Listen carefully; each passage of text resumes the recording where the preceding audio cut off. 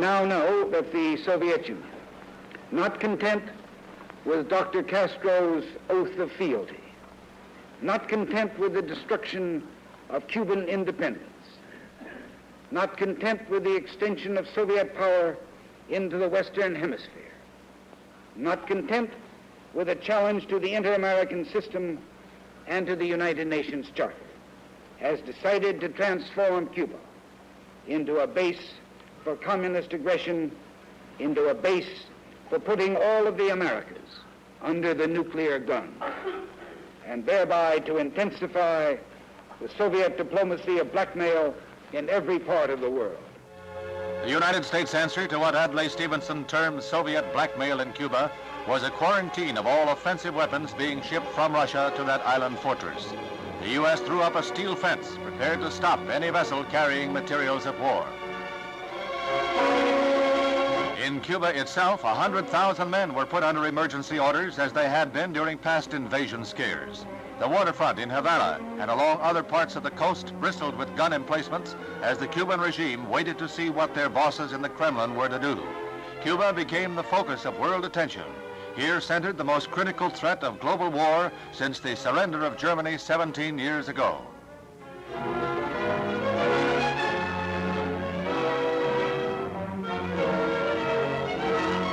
Castro has put every able-bodied man through military training. He has even armed some as young as 12 years of age, and authorities assembled thousands in cities and villages for patriotic rallies. As in the past, these rallies are designed to whip up hate of what Castro calls Yankee imperialistic warmongers.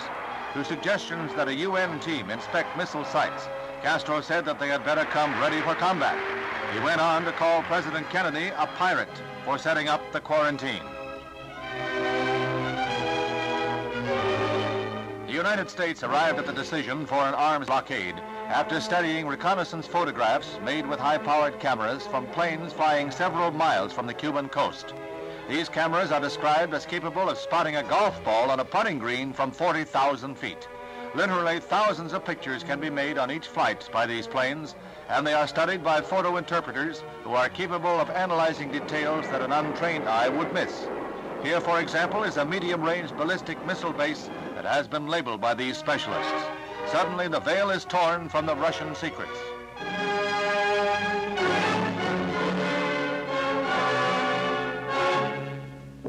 Another photo revealed a surface-to-air missile assembly depot, a base to supply the offensive sites. Russian technicians ripped through heavy jungle growth to carve out airstrips for high-performance MiG-21 jets, a plane easily capable of strikes far into the United States. In the greatest display of hemisphere solidarity since World War II, the Organization of American States unanimously endorses the actions of the United States, and many pledge arms and men to the cause. The vote is 20-0, with Cuba absent, commending the U.S. for its efforts to bring about the dismantling of the missile bases. The organization votes the use of armed force to carry out the resolution sponsored by Secretary of State Dean Rusk, thus uniting all of the Americas in a common cause.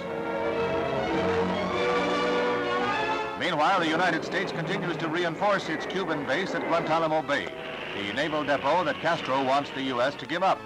These Marines have been assigned the job of protecting the base against any Cuban threats that might arise during the present crisis. They'll be on a 24-hour alert, a first line of defense.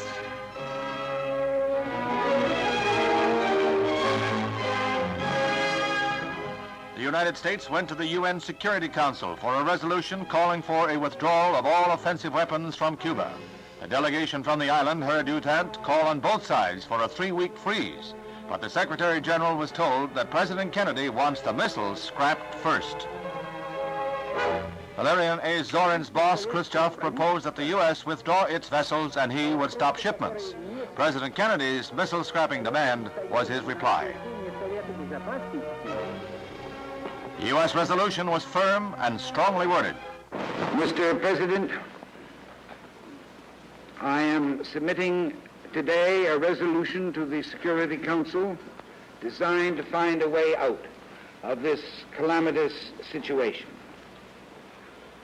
This resolution calls, as an interim measure under Article 40 of the Charter, for the immediate dismantling and withdrawal from Cuba of all missile and other offensive weapons. It further authorizes and requests the Acting Secretary General to dispatch to Cuba a United Nations Observer Corps to assure and report on compliance with this resolution. Upon UN certification of compliance, it calls for the termination of the measures of quarantine against military shipments to Cuba. And in conclusion, it urgently recommends that the United States and the Soviet Union confer promptly on measures to remove the existing threat to the security of the Western Hemisphere and the peace of the world, and to report thereon to the Security Council.